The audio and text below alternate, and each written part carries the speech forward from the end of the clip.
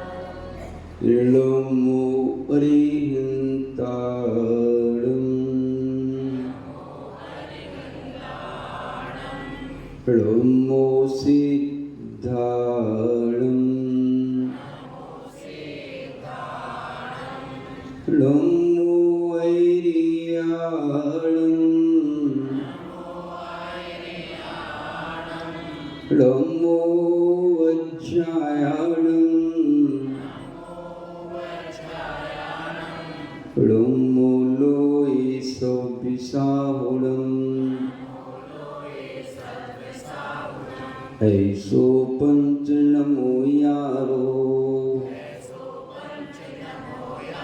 सभ्यो पावपणाशनो मंगलाणं च सभ्येषं पद्मं वै मंगलम् यदि ये चैतन्ये मुकुरयो भावस्सिद्धितो शमं भान्ति द्रव्यो व्यसनलसन्तोऽन्तुरहिता जगत्साक्षी मार्ग प्रकटिन करो भानुर्नियो महावीर स्वामी नयन पथगामी भरत में महावीर स्वामी नयन पथगामी भरत में।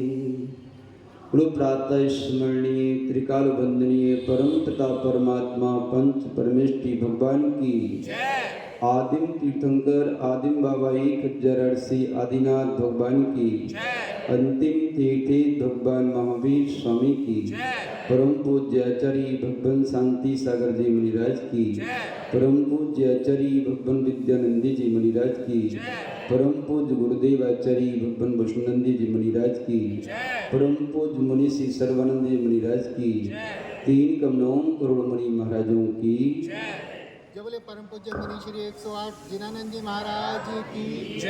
जय बोले परम पूज्य मुनि श्री 108 पुण्यानंद जी महाराज की जय। मुनि संघ की जय।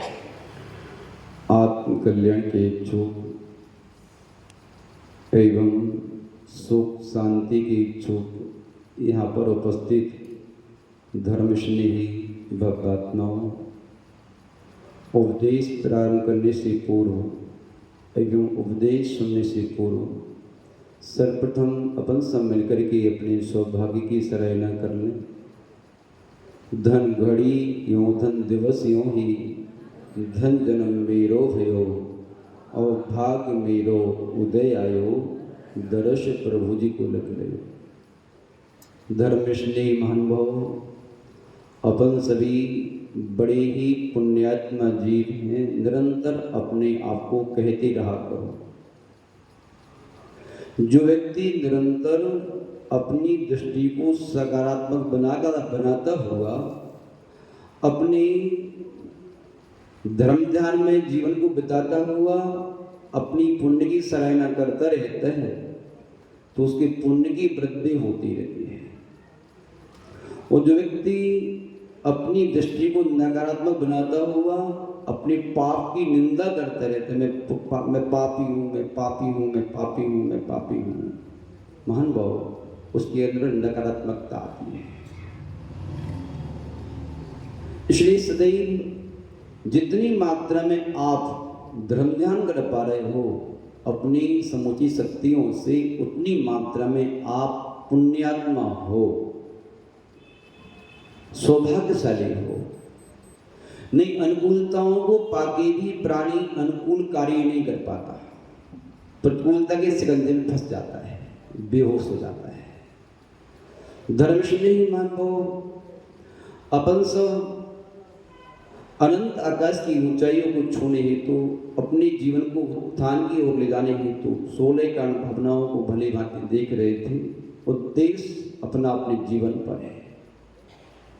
अभी बहन जी ने जो भजन पढ़ा है, ये भजन डेली स्तुति पर पढ़ने लायक है। इस भजन को सबको अपनी डायरी पर लिख करके डेली पढ़ना चाहिए अंतरात्मा से। बहुत कुछ रास्ते मिलेंगे, अंदर की आंख खुलेगी, बाहर के साथ साथ बहुत ही अच्छा शब्द दिया, परंपरा सही शब्द दिया था इन्होंने। परंपरा का धर्म हमें लौकिक सुख दिलाता है, ध्यान रखिए। और पूजा पुण्य दिलाती है, अनुकरण मुक्ति दिलवाती है। हम अपने परमात्मा की पूजा करके पुण्य अर्जन तो कर सकते, मुक्ति नहीं पा सकते। मुक्ति पाने के लिए उनके आचरण का अनुकरण करना पड़ेगा। साधु की पूजा करके पुण्य प्राप्ति तो कर सकते, अनुकरण किए बगैर आप मुक्ति प्राप्त नहीं कर सकते। कोई शिष्टाचारी सदाचारी व्यक्ति उसकी पूजा तो कर सकते, सम्मान कर सकते, सम्मान करते करते काम बनने वाला नहीं है, अनुकरण भी जरूरी है। महान भाव, अपन लोग बाहर के मंदिर बनवाते हैं, वेदी स्थापित करते हैं, भगवान विराजमान करते हैं, उसकी पूजा करते हैं, तो बाहर के मंदिर से, बाहर की वेदी से और बाहर के भगवान से बाहर की पूजा करके पुण्य की वृद्धि होती है। क्या होती है? पुण्य की वृद्धि होती है। लेकिन जब तक आपने अंतरंग का मंदिर नहीं बनाया, अंतरंग की वेदी नहीं बनाई, अंतरंग की भगवान विराजमान नहीं किए और अंतरंग की पूजा नहीं की, तब तक आपके जीवन में मुक्ति की राह मिलने वाली।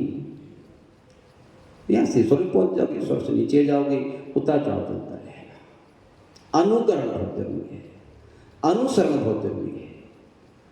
और जैसे बाहर के मंदिर को स्थापित करने के लिए अपन उसका शिलान्यास करते हैं।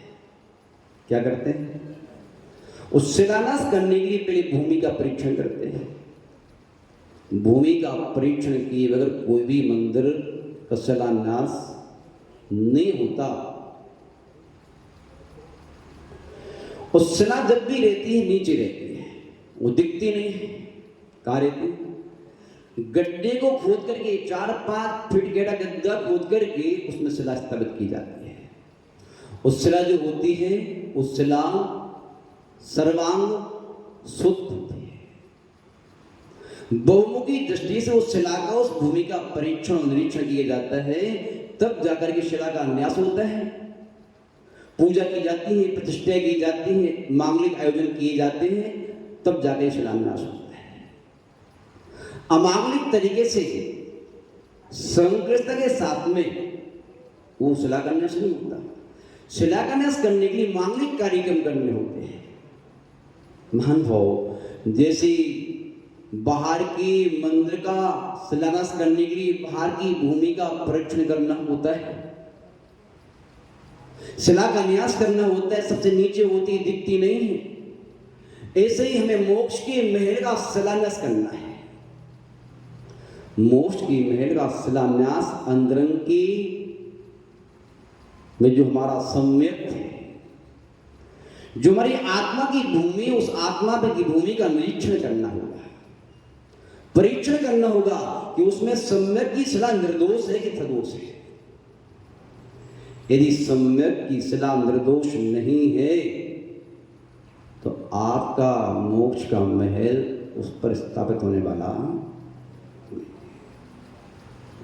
जितने ऊपर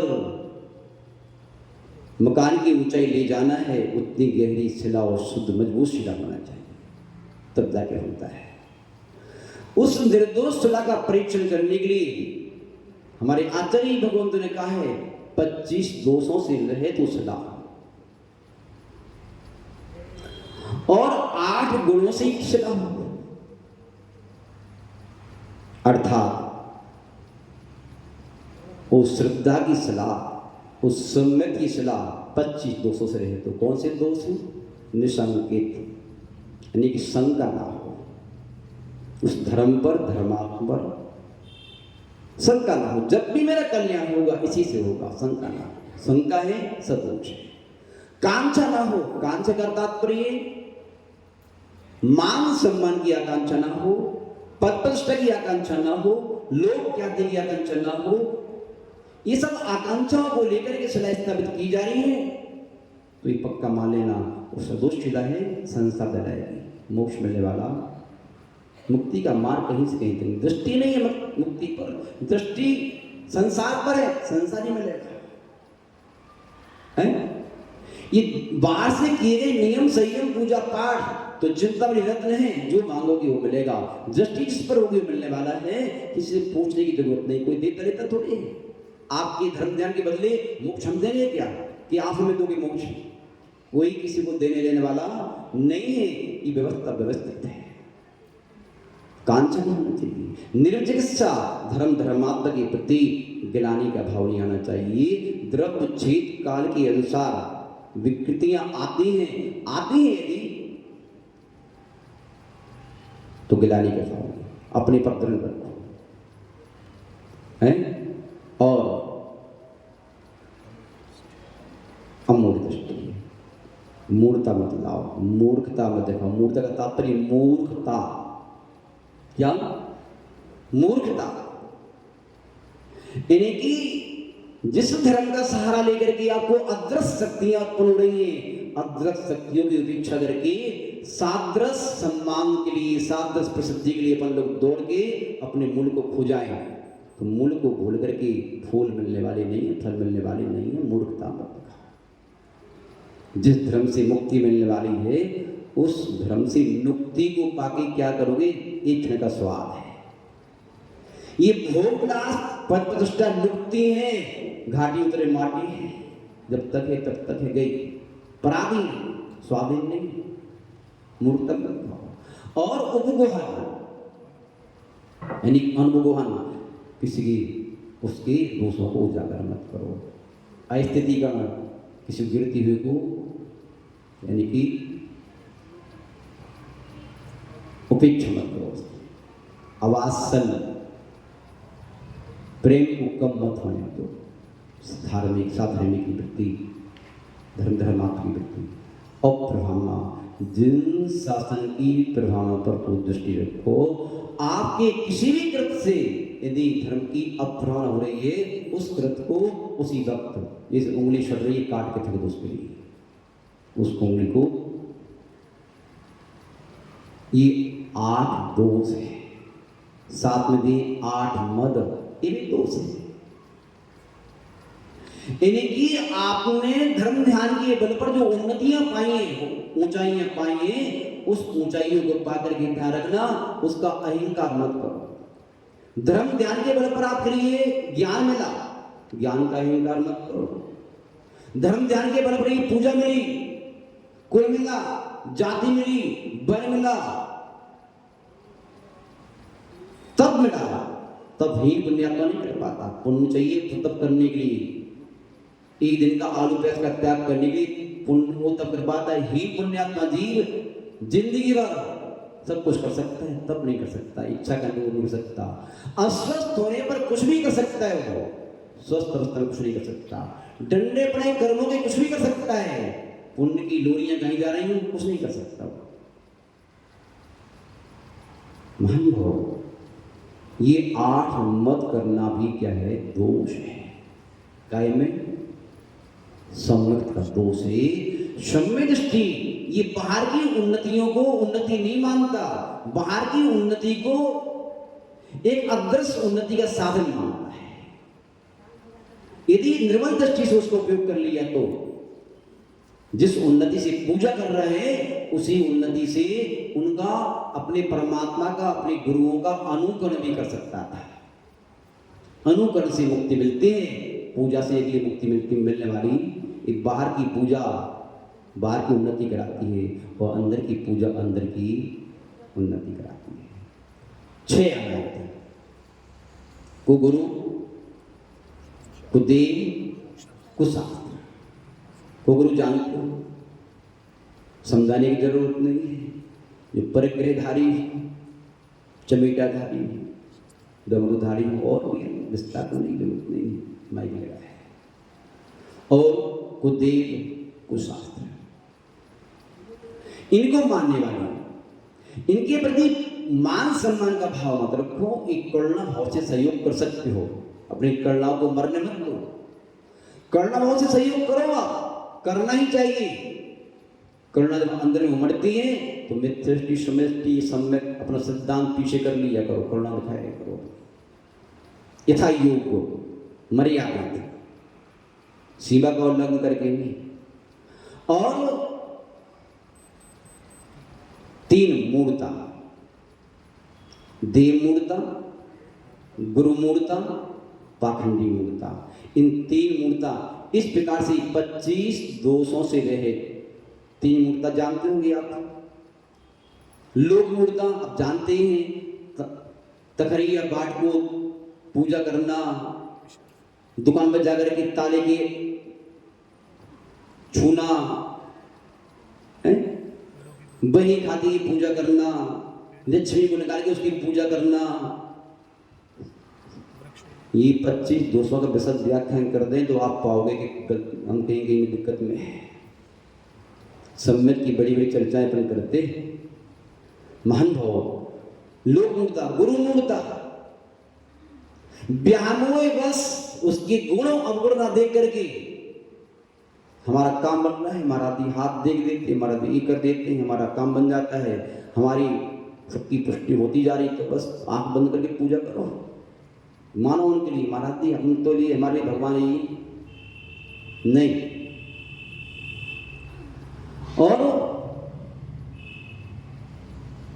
देव मूर्ता यानी कि पत्थर आदि को जो यहाँ से पहाड़ से गिर जाना, ये करना आदि होता है, उनको मानना, ये सब इसके अंतर्गत आता है। ये 25 दोषों से रहित हमारा सम्यक की शिला पत्नी निरंतर होना चाहिए। साथ साथ में उसकी गुण दिए हैं, निसंगता भी गुण दी है। धर्मश्री महानुभाव, ये इन अंगों का सर्वांग होना जरूरी है, जिसके बारे में आचार्य भगवंत ने दिया, नागहीनम मलम छेदतम दर्शनम जन संततम नहीं मंत्रो छन्नेयो निहंति विस्पेद नाम। जैसे अक्षर से सोन मंत्र विष की वेदना को दूर नहीं कर पाता। आपने कहानी पढ़ी होगी किसकी, जब धर्षण मुनिराज के पास अरबली महाराज ने 2 शिष्य भेजे थे, पुष्दन फुटबली, उनको मंत्र दिया था। मंत्र में एक अक्षर कम ज्यादा होने से एक देवी कानी आई और एक देवी की हाथ ये अंग कोई बड़ा हुआ पाया, दांत बाहर निकलना पाया। काय का परिणाम था? मंत्रों की हीनादिकता का परिणाम था। जब मंत्रों में हीनादिकता होती है तो हमारी कार्य की सिद्धि नहीं होती, मंत्र वे विस्तूर नहीं होता। ऐसे ही हमारा लक्ष्य उस सिद्धि की प्राप्ति है। उस सिद्धि की प्राप्ति के लिए आपकी मूल में भूल दी है। यदि मूल आपका कटा हुआ है, यदि आपके मूल को किसी शंका ने, किसी कांछा ने, किसी गिलानी ने डस रखा है, डंकित कर दिए हैं, तो धारणा उस सम्मित की शिला के ऊपर आपकी मोक्ष का महल तैयार नहीं हो सकता। धर्मश्री महान भाव, लौकिक दृष्टि में भी देखा जाए, चाहे पारलौकिक दृष्टि हो, प्रत्येक कार्य की सिद्धि के लिए आंगों पांगों का सुव्यवस्थित होना आवश्यक होता है। जैसे आप जो है वृक्ष होता है, सम्मानी वृक्ष कौन? जिसमें वृक्ष में जड़ हो, स्कंद हो, तना हो, पत्ती हो, फूल हो, फल हो, उससे लगा हुआ हरा भरा वृक्ष सम्मानीय होता है, आदरणीय होता है और शुभ भी माना जाता है। सूखा वृक्ष सम्मानीय नहीं माना जाता। जैसे कोई धार्मिक कार्यक्रम का आयोजन करने के लिए आप वहां पर कहते हो सौभाग्य अखंड सौभाग्यवती में न कोई आवे, उस वेदी का सन्यास करे, वेदी की शुद्धि करे। कौन? अखंड सौभाग्यवती। अच्छा, सौभाग्यवती भी खंडित होते हैं क्या? हाँ, वही होते हैं जिसके बाप, जिसके मम्मी पापा हो, जिसके सास ससुर हो, जिसका बेटा हो, ऐसे कोई सौभाग्यवती मेला हो, अखंड सौभाग्यवती मेला हो, इस कार्यक्रम का आयोजन कोई कर सकती है, अन्य कोई नहीं कर सकती। और जो सौभाग्यवती नहीं है, जिसका पति नहीं है, वो मांगलिक कार्यक्रम को कर ही नहीं सकती। कभी भी मांगलिक कार्यक्रम में विधवा स्त्रियों को लिया नहीं जाता। धर्मश्री मान लो, ठीक इसी प्रकार एक परिवार में होता है ना, एक परिवार आदर्श परिवार उसे कहा जाता है जिस परिवार में मम्मी भी हो, पापा भी हो, बच्चे भी हो, बहू भी हो, बेटी भी हो, सब हो, उसे एक आदर्श सम्मानी परिवार कहा जाता है। ठीक इसी प्रकार इस परमार्थ की दृष्टि से भी हमें जिस मोक्ष के महल की शिला स्थापित करना है, उस शिला स्थापित करने के लिए आपकी शिला 8 अंगों से क्या, यानी कि अपंग शिला ना हो, क्योंकि अपंग व्यक्ति को धर्म ध्यान करने का अधिकार हमारे आगम में दिया गया है। आपके शरीर में 8 अंग होते हैं। कितने अंग होते हैं? जैसे शरीर में 8 अंग होते हैं, ऐसे ही सम्यक दर्शन के भी 8 अंग होते हैं। कौन सा अंग होते हैं? दोनों हाथ, दोनों पैर, नितंब, पीठ, सिर और हृदय। कितने होते हैं? इन 8 अंगों में से एक अंग भी यदि नहीं है, पैर कटा हुआ है, हाथ कटा हुआ है, आप जो है भगवान की पूजा करने के अधिकारी नहीं है, आहार देने के अधिकारी नहीं है। ये आप उपांग के बारे में पढ़ने पे नहीं आता। एक उंगली कटी हो, आहार प्राणी दे सकता है, हमारे गुरु जी ऐसा कहते हैं। पूरे जैन आगम में कहीं भी ऐसा पढ़ने नहीं आया उपांग रहित। ये लोग दृष्टि से न लेते हो अलग बात है, ये सामान्यता ऐसा पढ़ने में कहीं नहीं आया।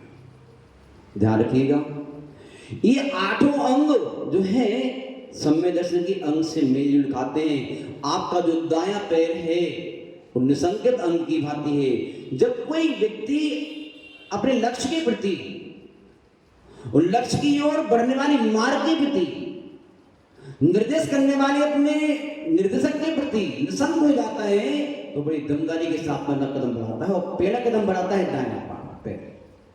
कौन सा बढ़ाता है? जब जब भी कार्य किया जाता है तो कहा जाता है पहले दायां पैर उठाना, बाएं पैर को उठा करके बंदर की ओर नहीं बढ़ा जाता, दाएं पैर उठाना। तो दायां पैर आपका सम्यक निसंकित अंग की भांति है। और जो बायां पैर होता है, दाएं पैर का पिछले को होता है, अर्थात निष्कांक्ष, कोई कांक्षा नहीं। जो निसंगता है जहां पर, वो कांक्षा का कोई काम नहीं होता। निकांक्ष निर्चिकित्सा, गिलानी। आप अपने शरीर का मल जब भी साफ करते हो तो आपकी बाएं हाथ को गिलाने नहीं आती, लेकिन साफ करने आती है नहीं आती। ये आपका बायां हाथ निर्चिकित्सा अंग की भांति है, जो आपके शरीर के मल को साफ करता है। अमूढ़ दृष्टि, जब कोई व्यक्ति इनके प्रकार नहीं आपके लक्ष्य में बाधक है, आपकी मान्यताओं में बाधक है, तो उससे आप पीड़ कर लेते हो, उसके सन्मुख नहीं। ठीक है, क्या कर लेते हो? उसे पीड़ दिखा देते हो, दिखाते हो क्या? नहीं करते हो, करोगे क्या? हम किसी को बड़े शायरी है, हम किसी सजा नहीं देते, हम तो बस निगाह से उतार देते, ऐसा कुछ ऐसा आता है। मान भाव पीड़ कर देते हो, इसलिए अमूढ़ दृष्टि अंग पीड़ की भांति है। और उपगोहन नितंब, कोई भी व्यक्ति सज्जन प्राणी अपने नितंबों को उजागर करके नहीं घूमता, वो तो ढकने लायक होता है। उजागर करना व्यक्ति बे लिहाज होकर के कोई आम व्यक्ति विमर्शन नहीं करता, धक्के करता है। इसलिए आपका जो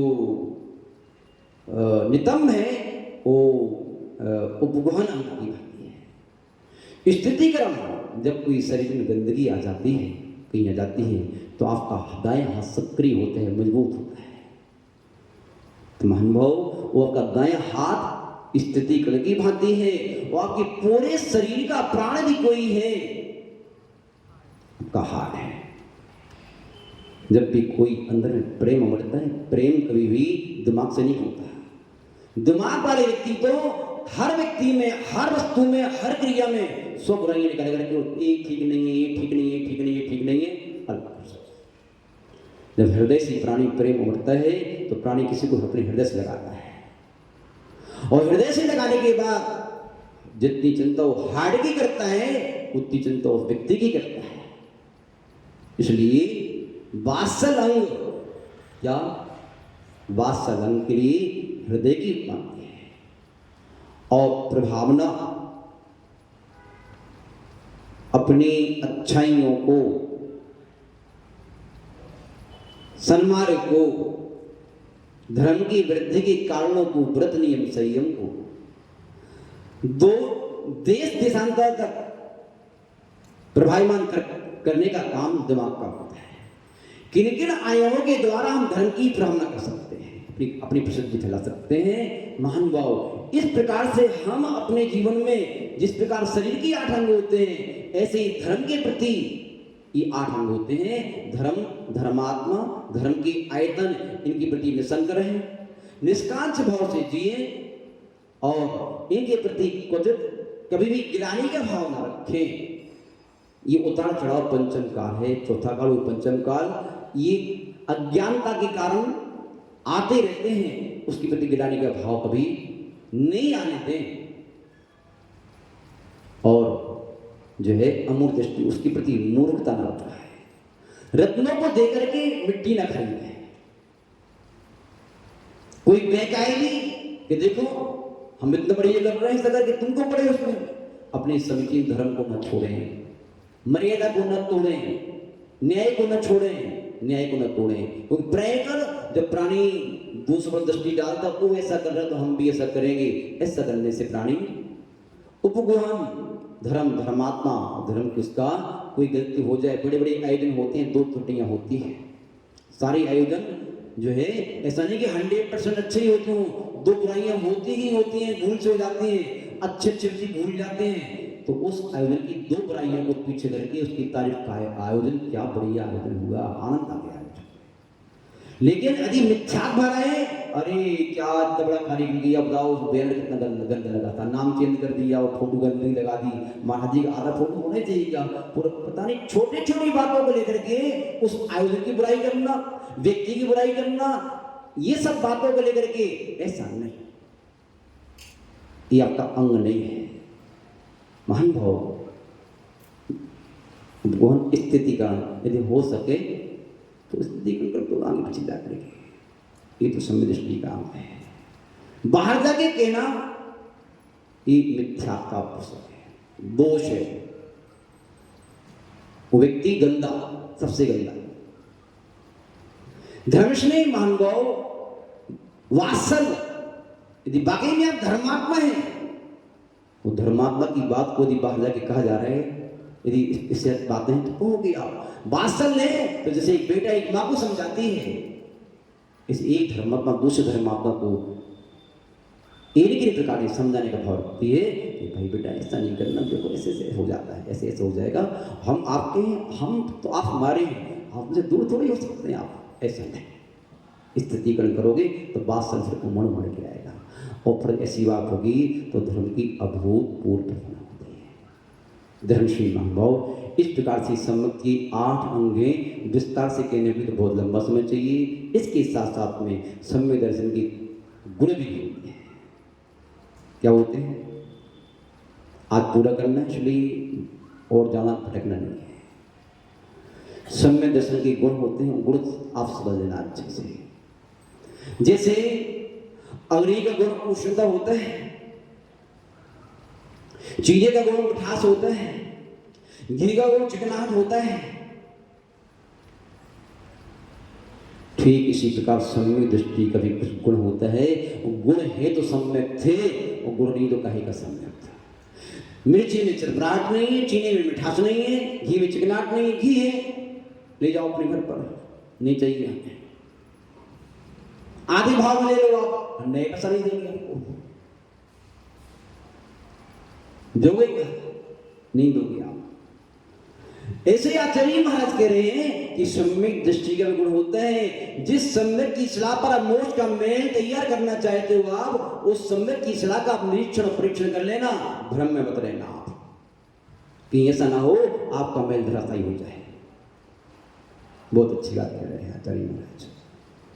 जब आचार्य समद्भव स्वामी ने रत्न सार नाम का एक ग्रंथ लिखा, उसमें सर्वक का पूरा कथन है, उसमें दिया कि जंतु जन्म जरा थी तो मदवी पदवी मत गाए थे, जन्म जरा मृत्यु से रहे पदवी को ग्रहण करने वाला व्यक्ति कौन होता है, ऐसा कौन होता है? तो उन्हें पहले दिया संवेगादि प्रहाशांता तत्व निश्चयवान वाला, 3 सूत्र दिए पहले दिए संवेगादि।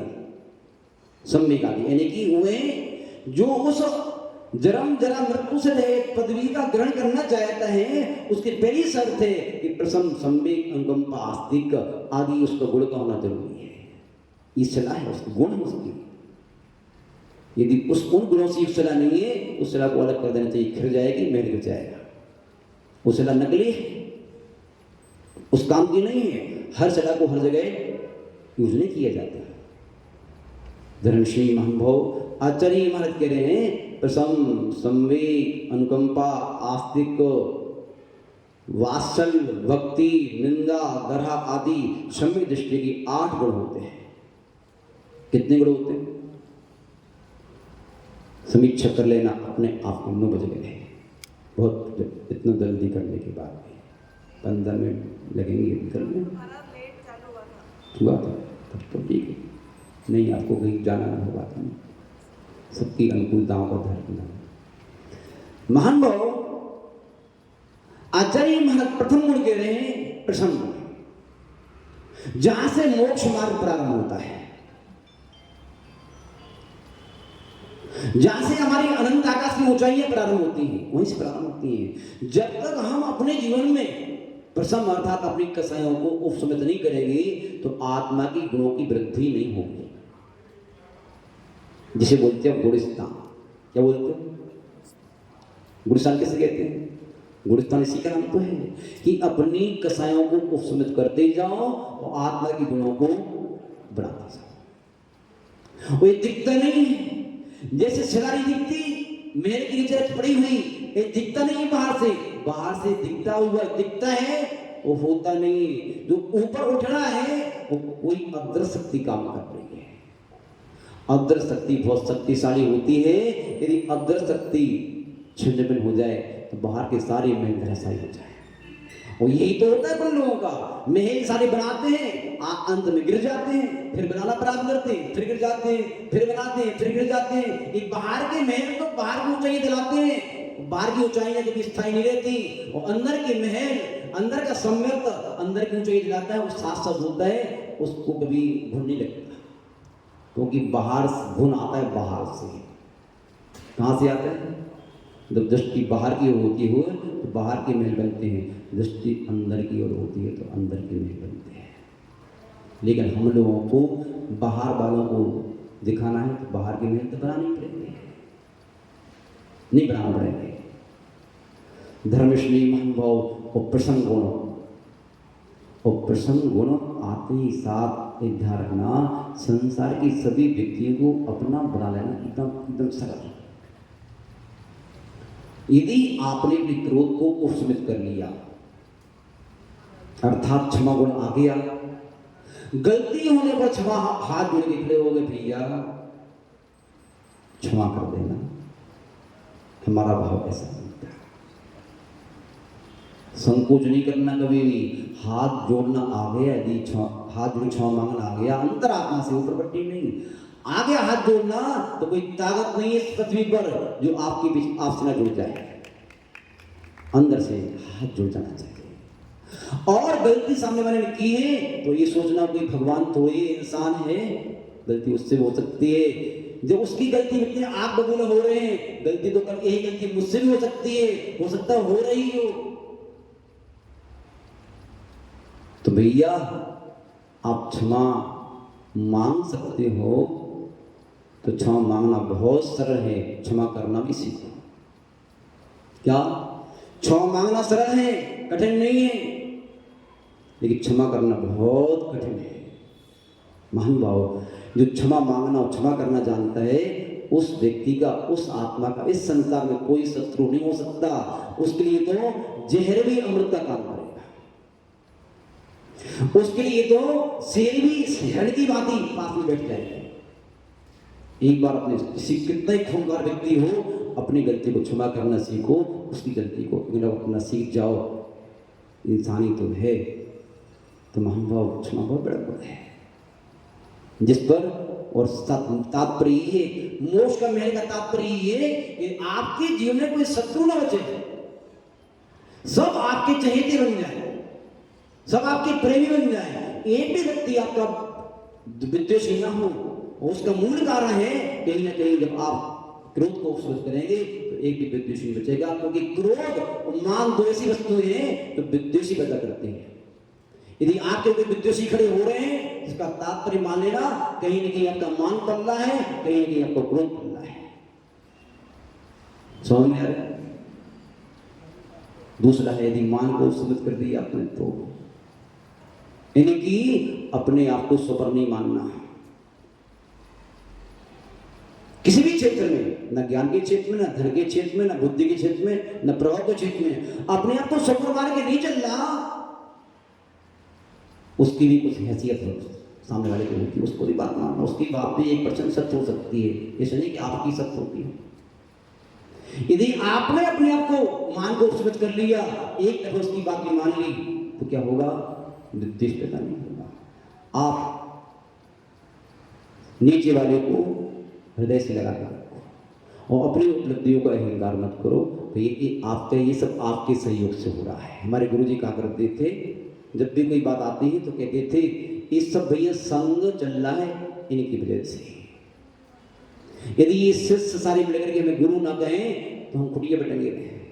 ये सब मिलकर के बड़े महाराज जी कहते हैं तो हम बड़े हैं, और बड़े नहीं तो खाप के बड़े हैं क्या? हैं?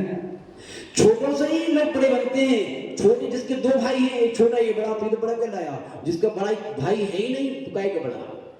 एक खड़ा है ठूठ सा, खड़ा रहे, पक्षी भी नहीं बैठेंगे तेरे ऊपर। समझ में आया? महान भाव, उन डालियों से, उन पत्तों से, उन फूलों से उस फूल की शोभा होती है। यदि डालियों को सहारा नहीं दोगे, आप सबको सहारा नहीं दोगे तो वृक्ष गिर पाओगे, फल नहीं आ पाएंगे, पत्ते नहीं आ पाएंगे, फूल नहीं आ पाएंगे। इसलिए कभी भी, चूंकि सत्य है, स्कंद भारी भरकम होता है, स्कंद भारी भरकम होता है, डालियां पतली होती हैं, छोटी होती हैं, मोटी होती हैं, पत्ते होते हैं, कमजोर होते हैं, तभी तो तुम्हारे सहारे रहते हैं। लेकिन ध्यान रखना, जितनी कीमत स्कंद की है उससे ज्यादा कीमत उन डालियों की है, उन फूलों की, पत्तों की है। महानुभाव, फूल, पत्ते और फल डालियों पे आते हैं, स्कंद पे कभी नहीं आते। स्कंद सहारा होता है और डाली कहे कि हम ना हो तो डाली को अहंकार जाए तो धारणा स्कंद नहीं होगा तो तुम भी कहीं गिरे धरती में मिल जाओगे। क्या न डाली को अहंकार करना चाहिए न स्कंद को, एक दूसरे के पूरक है। डाली के बिना स्कंद बेकार है, स्कंद के बिना डाली बेकार है, इसलिए अपने अहंकार को उपसमित कर लो। आप उपसमित कर लिया, आप सब एक हो जाओगे, आप अनेक हो जाओगे, यही स्वर्ग हो जाएगा, यही मोक्ष आने लगेगा, मोक्ष का आनंद आने लगेगा। मैं चाहिए कर लो उपसमित, छल कपट मत करो। किसको दिखाओगे अपनी उन्नति? कपट प्राणी क्यों करता है? बुराइयां छुपाने के लिए, अच्छाई दिखा दर्शाने के लिए। कुछ कहना, कुछ करना, कुछ दिखना, कुछ होना ऐसा लगता है। क्यों? अरे भले मांस तो हमसे बड़ी छुपा ली, भगवान से छुपाएगा क्या? अपनी आत्मा छुपाएगी बात क्या? ध्यान रखो, कभी भी तीन काल में अपनी बुराई को छुपा करके अच्छाई दर्शा करके वो व्यक्ति निसंग नहीं हो सकता। कहीं ना कहीं संकट रहेगा, कोई जानना ले, कोई देखना ले, कोई ऐसा नहीं हो जाए, कोई वैसा नहीं हो जाए, ऐसा होता है। इसलिए अपनी और दुनिया से छल करो, करते रहो, कम से कम अपनों से छल मत करो। क्या? जिस समूह में रह रहे हो उस समूह से निश्चल बन के रहो। अच्छा, वो निश्चल के रहोगे तो दुनिया भले कुछ भी कहती रहे, आप समूह के बन के रहोगे, आपका बढ़िया हो जाएगा। और लोभ को उपसमित करने के उपरांत संतोष भाव आया। किसी ने कुछ मांगा, महाराज जी पेन बड़ी लग रहा है, आप आ जाओ। महाराज जी आपको पेन बहुत सारे रखे हैं, बहुत हैं, ये बात आ गई।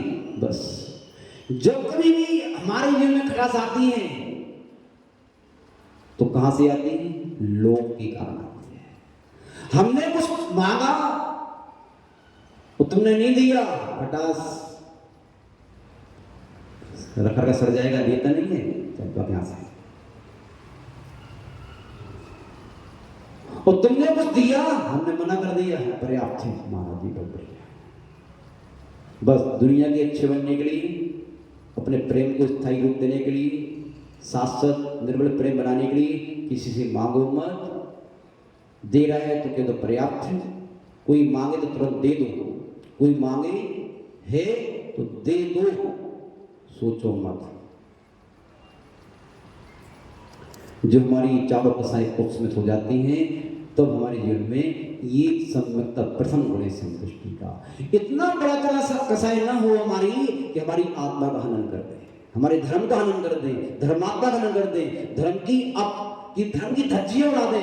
ऐसी कसाई दी है, न धर्म की चिंता न धर्मात्मा की चिंता, मुझे तो अपनी चिंता है, मेरे मान सम्मान की चिंता है, मेरा मान सम्मान की कमी ना आ जाए। महान भाव वो कसाई अच्छी नहीं होती, वो सम्यक की गुण, इस सम्यक दृष्टि गुण नहीं है। प्रसन्न संवेग पूरे करना है आज। संवेग का तात्पर्य आप जानते हैं। संवेग का तात्पर्य है कि संसार के दुखों से भयभीत हो जाना, कि भैया जिन भोगों को, जिन विषय कसाई की पुष्टि करके मैंने आज तक संसार बढ़ाया था, अब मैंने देख लिया ये संसार जो विषय कसाई की पुष्टि करके जो ऊंचाइयां प्राप्त करी थी पार की, अब मेरा मन भर गया है महाराज जी, बहुत बढ़ा लिया, बहुत प्रसिद्धि कर ली, बहुत कर लिया मैंने, अब तो बस भोग का त्याग, भोग से व्यक्ति, पद से व्यक्ति, प्रतिष्ठा से व्यक्ति, परिवार से व्यक्ति, जिम्मेदारी से व्यक्ति, समय के लोग नहीं आप में, बस अंदर से बस निकल जाए। कहाँ से बस? जैसे सिम्बेश्वर की यात्रा करने के लिए बस करना पड़ती है आपको, चलो सिम्बेश्वर बस कर रहे हैं, बस में बैठ के चलना है, एयर कंडीशन बस से, तो ये भी बस है अंदर की, जो अंदर से बस निकलती है बस, तो वो बस कराने के लिए मुक्ति की मार्ग पर ले जाती है, अंदर की, ऊपर पट्टी नहीं, अंदर से बस निकल जाए।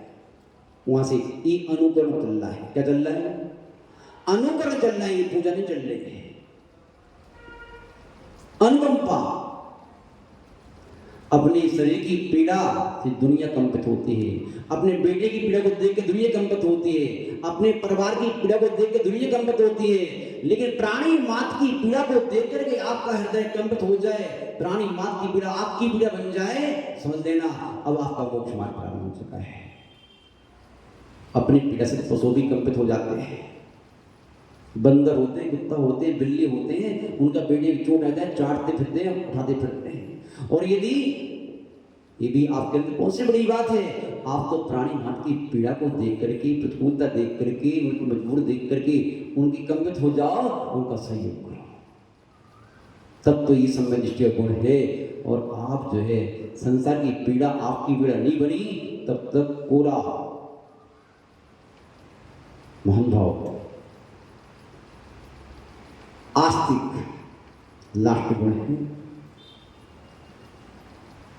अपनी आत्मा के स्वतंत्र अस्तित्व के प्रति एक अकाट श्रद्धा होना, मेरी आत्मा का अस्तित्व स्वतंत्र है, मैं जैसा परिणाम करूंगा उसका परिणाम मेरे पास आएगा। निमित्त कोई भी बन जाए, अपने परिणाम अच्छे आप बना ले, यदि किसी को निमित्त बना के बना लो आप, तो अच्छे परिणाम का परिणाम अच्छा आएगा, कोई छीन नहीं सकता संसार में। और बुरे परिणाम का निमित्त आपके पास बुरा ही आएगा, कोई आपको बचा नहीं सकता उस परिणाम से। इसलिए बाहर की निमित्तों को आप अपना सहयोगी बना। क्या बना लो? क्या करें महाराज जी, ऐसा ऐसा कैसे सहयोगी बना लें?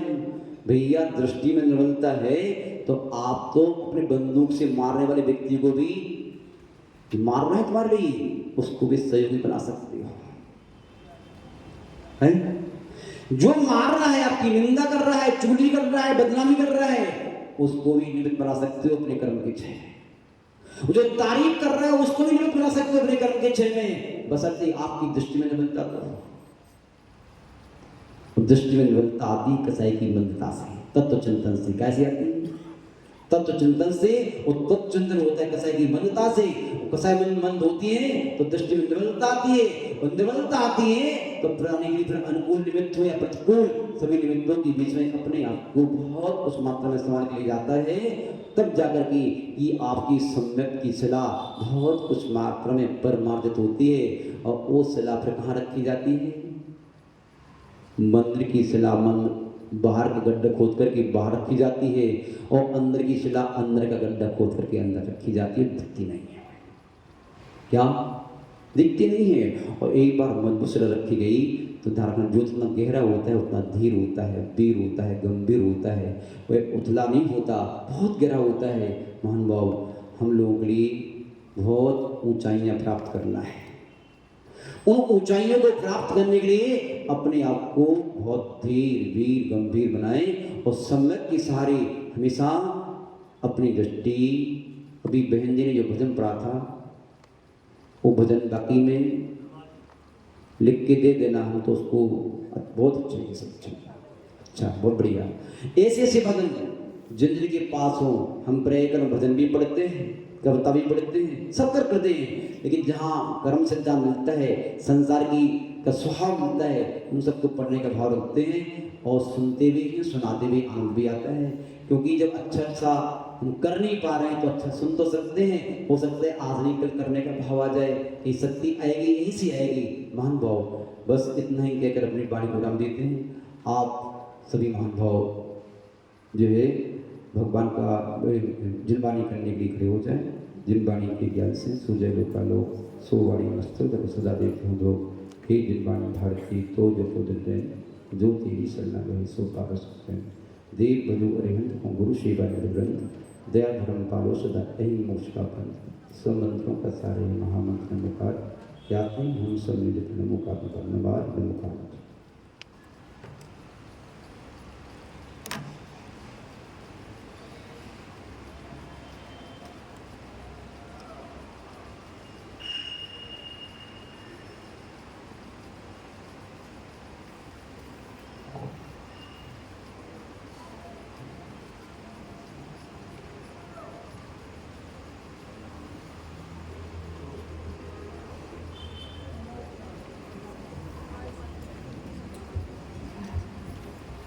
एक सूचना आप सभी के लिए, 10 सितंबर रविवार को आयुर्वेदिक औषधालय का यहाँ पर लोकार्पण होगा, तो आप सभी ने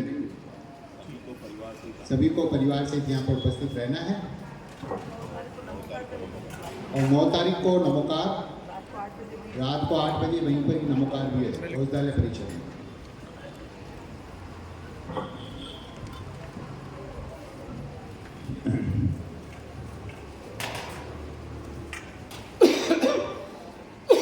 अनुपम ध्यान तव अंतर में ज्ञान सिंधु लहराता, मूलाचार्य के 2 दर्पण चारित्री ही बतलाता। तीर्थंकर सी सूरत जिनकी गो सिद्ध जो भावी, वसुनंदी के पूजक जग में कहलाते बड़वागी। ओम ब्रह्माचार्य श्री वसुंधरा मुनीन्द्राय नमः। अनर्घ्य प्राप्ते अर्घ्यम निर्वपामिति स्वाहा। उदक चंदन टंडुल पुष्प कैचर सुदीप सुधूप फलाकुले, धवल मंगल गान रवाकुले, जिन ग्रहे मुनिराज जे। ओम रह परम पूज्य 108 श्री सवनंद जी महाराज मुनि श्री दीनानंद जी महाराज मुनि श्री पुण्यानंद जी महाराज आदि त्रिनून नवकोटि मुनिवरेभ्यो अर्घ्यम निर्वपामिति स्वाहा। जल चंदन अक्षत फूल चरुचत दीप धूप यदि फल लावे, पूजा को जानत जो तुम जानत, सो नर ध्यानत सुख पाओ। तीर्थंकर की धुनि गण दर में सुनि, अंग रचे चुनि ज्ञानमयी, सो जिन वरवाणी शिव सुखदानी, त्रिभुवन मानी पूज्य वै। ओम श्री जिन्मकोद्वसद्व्योर्घ्यम्योपामिति स्वाहा। बोधि समाधि शुद्धि स्वात्मवृद्धि, शिव सौख्य सिद्धि, चिंतामणि चिंतित वस्तुदानी, तमाम वंदमानश्य ममास्तु देवी। नमः।